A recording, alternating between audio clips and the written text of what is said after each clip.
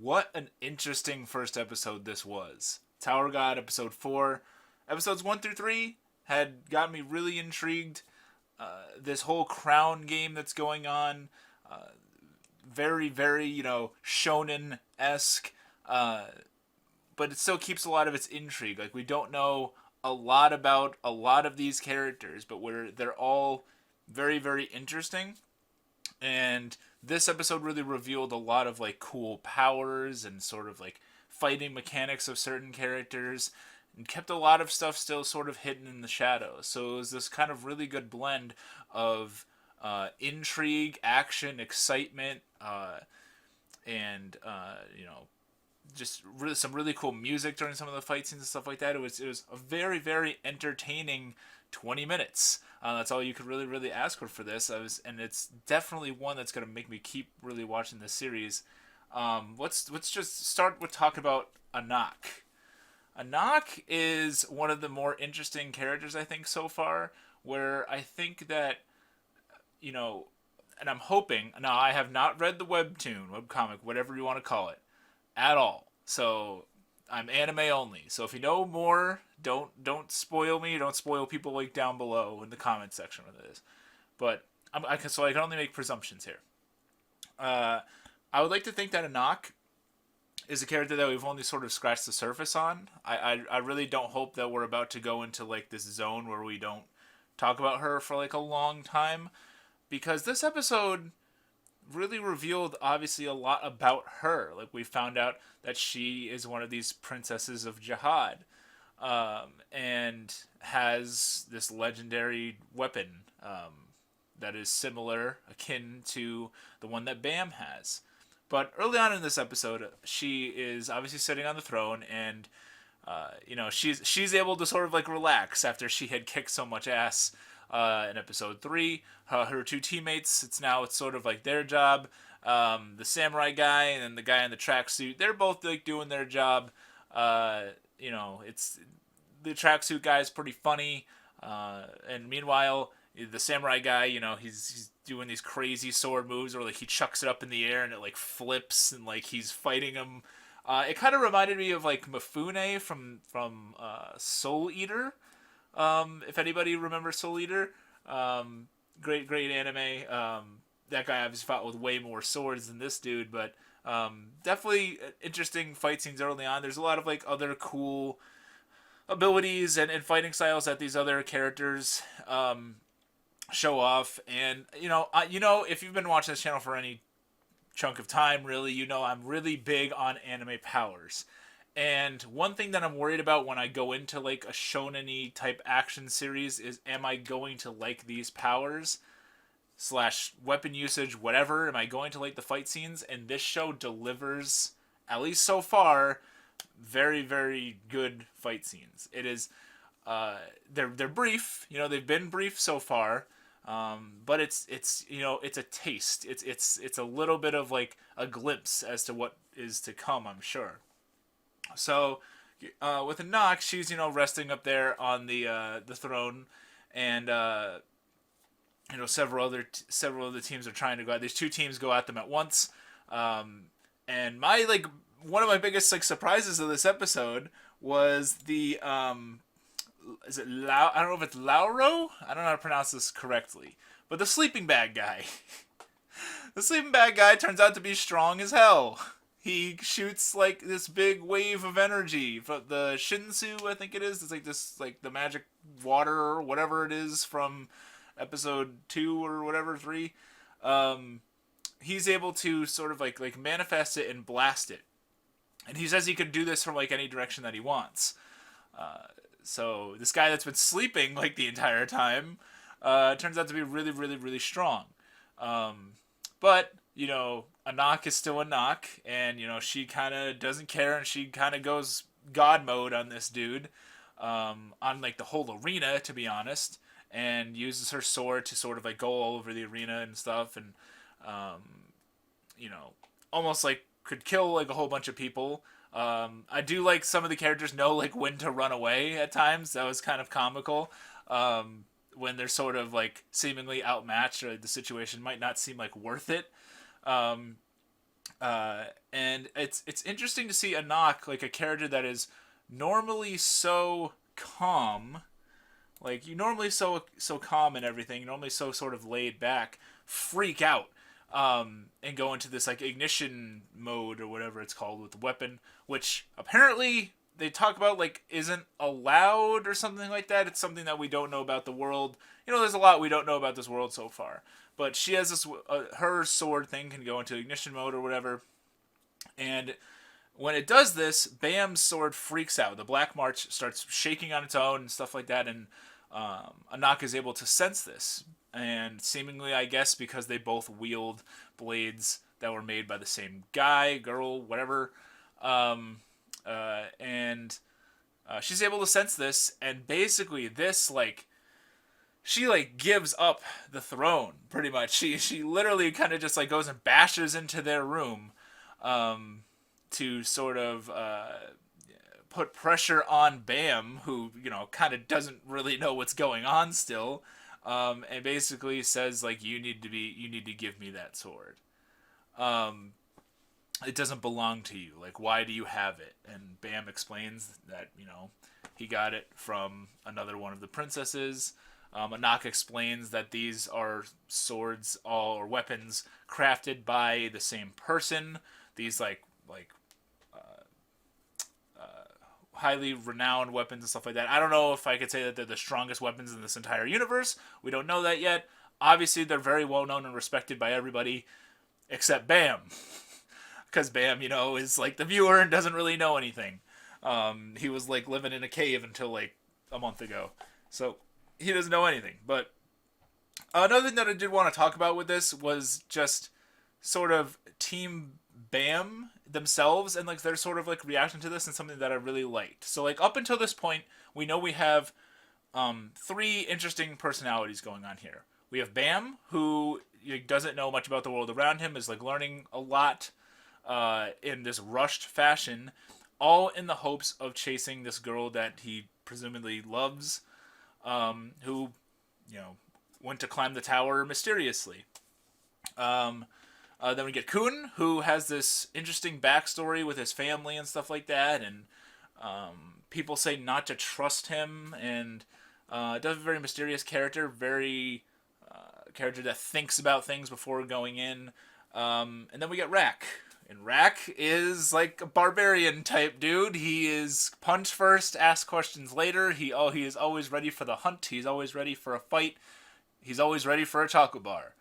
And each on their own would maybe get annoying after a little bit, but I think that the show blends them well together. I really like the dialogue in between them, even like the subtle things of like there's a moment in here when the black sword is like shaking, right? The Black March is shaking, and Kun, I believe, I assume probably has some knowledge as to like what's going on, because he seems to know what these weapons are, as do a lot of people. Rak doesn't really care about that. Rak thinks that it's because it wants to fight him. And of course that's something that like Rak would say, to which Kun replies like, yeah, right. Like, of course you think like that. And while these characters have only bonded for like these 4 episodes,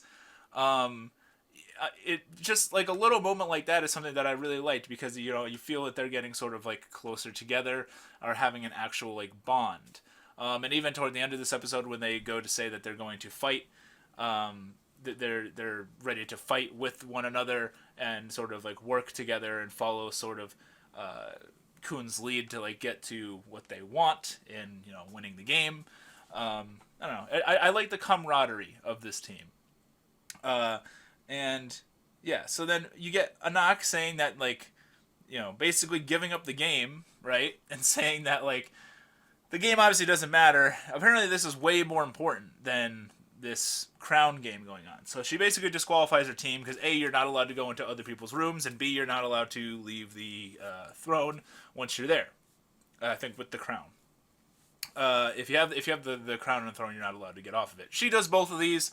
The headmaster guy goes and stops her. So she basically like is trying to tell them that, hey, you're not supposed to have this man. Yeah, you should hand it over. of course, the headmaster guy gets in the way, says you guys need to leave this, takes the crown away from her. Basically, she's like, I'll make this bet with you. If you survive this game, you can have my green April, I believe is her sword. But if you lose this game, I get to take your Black March. And he's like, of course, Bam, this isn't something that any normal person would like agree to because there's nothing tying him to it, until she says, well, I intend to kill you anyway, even if you don't agree to this. Anak is such like a crazy like thug in this like section of the show. I really hope that we see more of her as the show progresses, and it leads towards the conclusion of this episode. It sort of like leads to some interesting backstory with her, because obviously she's tied to these like mystical sword. I don't know if they're all going to be swords, but these mystical like weapons. And she has like some sort of connection to that. There's a lot about these swords that we don't really know. And so now she definitely has this tie to the main character Bam, and sort of this like rivalry kind of thing. Yeah, the last thing that I really wanted to mention this episode was Team Rachel. And that's how I'm going to describe them, was because Rachel was seemingly in this other room with these two other individuals. One is like this bigger menacing character, and another one is this sort of waifu-y looking girl. I guess I'm making an assumption that it's a girl. Could be a trap. I don't know. I like the way this character looks a lot, so I'm hoping that we get some more screen time with her. My assumption is, in one of the previous episodes, they were talking about like like one of the teams like decimating like a whole bunch of the other participants. I think I might be wrong. I think that is this team, because they seem to be very, very confident in their abilities. They have Rachel, who is obviously this mysterious character, who knew much more about this aspect of the world than Bam, like, for some time now. I don't really know how much time has gone on since she's sort of ventured into this journey versus when Bam has gotten to where he is now. But Rachel seems to have befriended some strong friends, some very confident in their ability, shonen type character friends, who basically look to now kill everybody else participating in the game, because now that Anak is gone, the heavy hitter in the room is not there. So now the throne is sort of up for grabs. Now it's sort of like everybody going for it. So now every team, including Rachel's, sees this as an opportunity to sort of make their move.